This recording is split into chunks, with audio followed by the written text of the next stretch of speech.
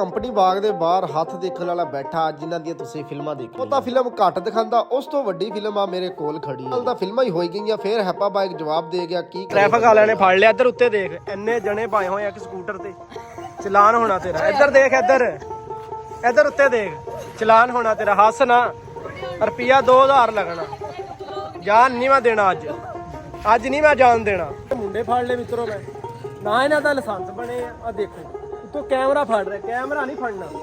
ਅੱਜ ਚਲਾਨ ਹੋਣਾ ਤੇ ਤੂੰ ਬਾਹਰ ਮਹੱਲੇ ਦੇ ਵਿੱਚ ਫਿਰਦਾ ਰਿਹਾ ਤੇ ਭਾਈ ਜੀ ਕੰਮ ਬਹੁਤ ਖਰਾਬ ਹੋ ਗਿਆ। ਸਿਰਫ 5 ਮਿੰਟ ਰਹਿ ਗਏ, ਉਦੋਂ ਆ ਕੇ ਉੱਠਿਆ। ਬਿਲਕੁਲ ਥੋੜਾ ਰਹਿ ਗਿਆ, ਚਾਹ ਵੀ ਪੀਣੀ ਆ, ਦਹੀਂ ਵੀ ਖਾਣਾ ਤੇ ਰੋਟੀ ਵੀ ਖਾਣੀ ਆ। ਲਓ ਜੀ ਮਿੱਤਰੋ, ਰੋਟੀ ਖਾ ਰਹੇ ਆ, ਦੂਸਰੇ ਹੱਥ ਨਾਲ ਹੁਣੇ ਕੈਮਰਾ ਆਫ ਕਰਕੇ ਦਹੀਂ ਭਾਈ ਜੀ ਘਮਾਟੂ ਫੇਰਨ ਲੱਗ। ਰੋਜ਼ਾ ਬੰਦ ਹੋਣੇ ਦੇ ਵਿੱਚ ਰਹਿ ਗਏ 2 ਮਿੰਟ। ਲਓ ਜੀ ਚਾਹ ਵੀ ਪਈ ਆ, ਹਜੇ 2 ਕੱਪਾਂ ਮੇਰੇ ਹੀ ਆ ਯਾਰ। ਇਹ ਓਏ ਹੋਏ ਹੋਏ, ਪਤਾ ਚਾਹ ਦਾ ਪੀ ਹੋ ਗਿਆ। ਦੂਸਰਾ ਕਹਿੰਦਾ ਰੋਜ਼ਾ ਅਫਤਾਰ ਖਤਮ ਹੋ ਚੁੱਕਾ ਹੈ। ਲਓ ਜੀ ਨਮਾਜ਼ ਪੜ੍ਹ ਕੇ ਹੁਣ ਯਾਰ ਹੁਣੀ ਚੱਲੇ ਆ ਘਰ ਨੂੰ। ਜੀ ਇੱਧਰ ਨੂੰ ਆਏ ਆ। ਅਜ਼ੀਮ ਭਾਈ ਕਹਿੰਦਾ ਥੋੜਾ ਜਿਹਾ ਕੰਮ ਹੈ। ਮੈਂ ਕਿਹਾ ਕੀ ਕਰਨਾ? ਕਹਿੰਦਾ ਹਵਾ ਭਰਾਣੀ ਆ ਸਕੂਟਰ ਦੇ। ਰਫ ਇੰਜੀਨੀਅਰ ਫਿਰਦਾ ਪਿਆ ਸੀ। ਮੈਂ ਕਿਹਾ ਉਸਤਾਦ ਜੀ ਹਵਾ ਟਾਇਰ ਜੀ ਕਰ ਦੋ। ਲਓ ਜੀ ਹਵਾ ਟਾਇਰ 'ਚ ਭਰ ਹੋ ਰਹੀ ਹੈ ਤੇ ਗੰਜੇ ਤੇ ਆ ਜਾਂਦਾ ਕਿ ਕਿੰਨੀ ਹਵਾ ਭਰ। ਮਿੱਤਰੋ ਸ਼ੁਗਲ ਮੇਲਾ ਤਾਂ ਫਿਰ ਲਾਣਾ ਹੀ ਚਾਹੀਦਾ। ਅਜ਼ੀਮ ਭਾਈ ਨੂੰ ਕਿਹਾ ਅੱਗੇ ਦੇਖ ਭਾਜੀ, ਇੱਧਰ ਨੂੰ ਦੇਖੋ, ਚੈੱਕ ਕਰੋ ਯਾਰ, ਸਬਜ਼ ਹਰਿਆਲੀ, ਕੈਸੇ ਕੈਸੇ ਵਿਊ ਆ ਪਿੰਡਾਂ ਦੇ। ਕਮੈਂਟਾਂ 'ਚ ਦੱਸਿਆ ਕਰੋ ਆ ਪਸੰਦ ਆ ਕਿ ਨਹੀਂ। ਆਵਾਮ ਟ੍ਰੇਨ ਤੇ ਬਹਿ ਗਈ ਆ ਕਿਉਂਕਿ ਈਦ ਨੇੜੇ ਆ ਗਈ ਆ। ਆਵਾਮ ਆਪਣੇ ਆਪਣੇ ਘਰ ਵਾਪਸ ਆ। ਇੱਕ ਨੂੰ ਲੈਣ ਗਏ ਸੀ ਅੱਕ ਭਾਈ ਨੂੰ। ਅੱਕ ਭਾਈ ਕਹਿੰਦਾ ਭਾਈ ਜੀ ਅਸੀਂ ਅਫਤਾਰੀ ਤੇ ਰੋਜ਼ਾ ਘਰ ਹੀ ਹੁਣ ਖੋਲਣਾ ਕਿਉਂਕਿ ਈਦ ਦੀਆਂ ਛੁੱਟੀਆਂ ਮੈਨੂੰ ਹੋ ਚੁੱਕੀਆਂ। ਰਸਤੇ ਦੇ ਵਿੱਚ ਆਂਦਾ ਰੋਜ਼ਾ ਲੱਗ ਗਿਆ। ਇੱਕ ਵਾਰੀ ਹੱਥ ਮੂੰਹ ਧੋ ਲਈਏ। ਮੈਂ ਕਿਹਾ ਯਾਰ ਠੰਡੇ ਪਾਣੀ ਦੇ ਨਾਲ,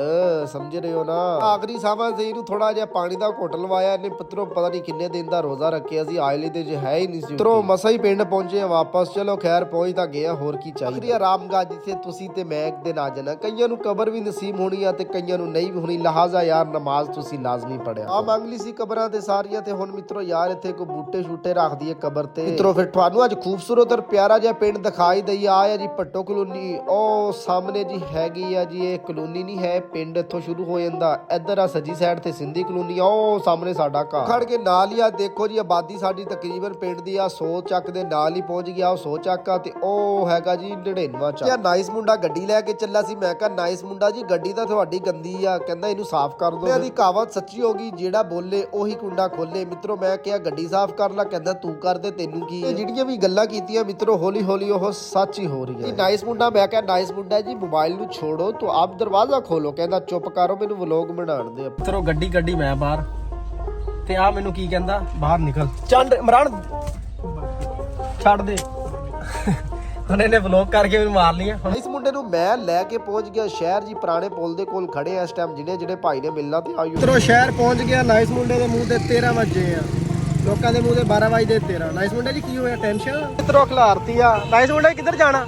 ਤੇਰੀ ਕਿਸਮਤ ਚੈੱਕ ਕਰਾ ਕੇ ਲੈ ਕੇ ਆਣੀ ਆ। ਤੇਰਾ 17 ਰੂਲ ਤੇ ਆ ਕਿ ਸਵਾਲ ਤੇ ਆ ਜਾ। ਆਇਓ ਜੀ ਆਓ। ਮੁੰਡੇ ਨੂੰ ਮੈਂ ਕਿਹਾ 1 ਰੁਪਿਆ ਨਹੀਂ ਮੈਂ ਦੇਣਾ, ਤੂੰ ਹੀ ਪੈਸੇ ਲਾਣੇ ਆ। ਕਹਿੰਦਾ ਠੀਕ ਆ, ਰੁਪਿਆ 100 ਉਸਤਾਦ ਦਾ ਸਿੱਧਾ ਕਰਾਤਾ। ਲਓ ਜੀ ਉਸਤਾਦ ਵੀ ਆਪਣੀ ਪਰਚੀ ਪੁਰਚੀ ਵਾਲੀ ਜਰਾ ਕਾਪੀ ਸਿੱਧੀ ਕਰਨ ਲੱਗ ਉਸਤਾਦ ਨੂੰ ਅਸੀਂ ਵੀ ਫਿਲਮ ਪਾਉਂਦੇ ਆ ਨਵੀਂ ਜੀ। ਇਹਨਾਂ ਦੱਸੇ ਭਾਈ ਹਮਜ਼ਾ 17 ਮਰੀਜ਼ ਹੈ। 17 ਕੀ ਆ? ਮਰੀਜ਼ ਮਰੀਜ਼ ਸਮਝ ਲੱਗੀ। ਤੁਹਾਡੇ ਸਾਰੇ ਦਾ ਨਾਮ ਹੈਗਾ? ਤੇਰਾ ਦਾ ਨਾਮ ਮਰੀਜ਼ ਆ। ਮਰੀਜ਼ ਬਿਮਾਰ ਮਰੀਜ਼ ਆ। ਅੱਛਾ ਮਰੀਖ, ਮਰੀਖ ਲਿਖਿਆ ਮਰੀਖ।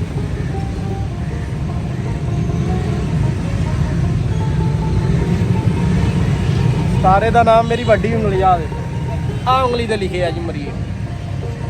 ਸਾਰਾ ਭਾਜੀ ਤੁਹਾਡਾ ਹੈਗਾ ਮਰੀਖ। ਕਿਸੇ ਦੀ ਗੁਲਾਮੀ ਨੂੰ ਪਸੰਦ ਨਹੀਂ ਕਰਦੇ।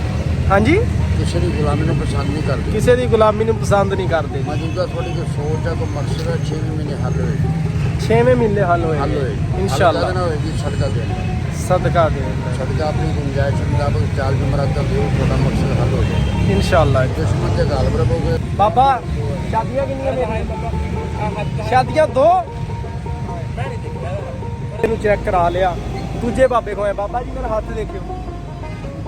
ਬਾਕੀ ਵਿਆਹ ਨਾ ਕਰ ਵਿਆਹ ਵਾਕਈ ਵਿਆਹ 2 ਆ ਜੀ। ਗਲਤ ਗੱਲ ਹੁੰਦੀ ਮੈਂ ਬਾਬਾ ਤੈਨੂੰ ਦੱਸਾਂਗਾ। ਵਿਆਹ 2 ਆ ਜੀ। ਬਾਬਾ ਇੱਕ ਕੋਲ ਬੈਠਾ, ਦੂਜਾ ਬਾਬਾ ਆਇਆ ਜੀ।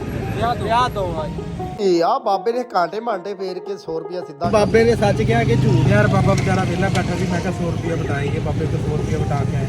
ਨਾਲੇ ਬਾਬੇ ਨੂੰ 4 ਗੱਲਾਂ ਸੁਣਾ ਕੇ ਹਸਾ ਕੇ ਆਏ। ਬਾਬੇ ਨੂੰ ਦੱਸਿਆ ਵੀ ਬਾਬਾ ਜਾਣਦੇ। ਉਹਨੇ ਕਿਹਾ ਯਾਰ ਤੂੰ ਵੀ ਜਾਣਦੇ।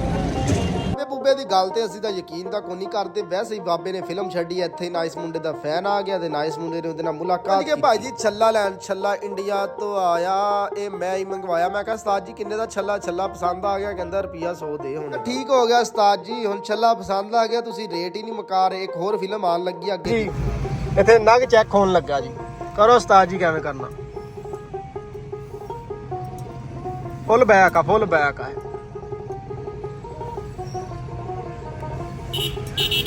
ਚੈੱਕ ਕਰੋ ਜੀ ਥੱਲੇ ਯਾਰ ਇਹਨੂੰ ਇੱਥੇ ਰੱਖ ਕੇ ਆਪਣੇ ਬੈਲ ਨੂੰ ਇੱਥੇ ਉਹ ਆਪਣੇ ਹੱਥ 'ਚ ਰੱਖ ਹੱਥ ਤੇ ਯਾਰ, ਇੰਜ ਕਰਕੇ ਰੱਖ। ਇੰਜ ਕਰਕੇ ਰੱਖਤਾ ਜੀ।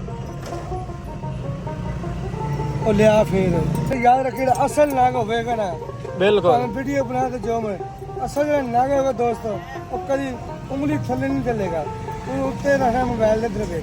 ਆਹ ਦੇਖੋ ਜੀ, ਉਹ ਦੇਖੋ ਜੀ ਕਲਿੱਕ ਹੋ ਗਿਆ ਆਪੇ ਹੀ। ਠੀਕ ਹੈ।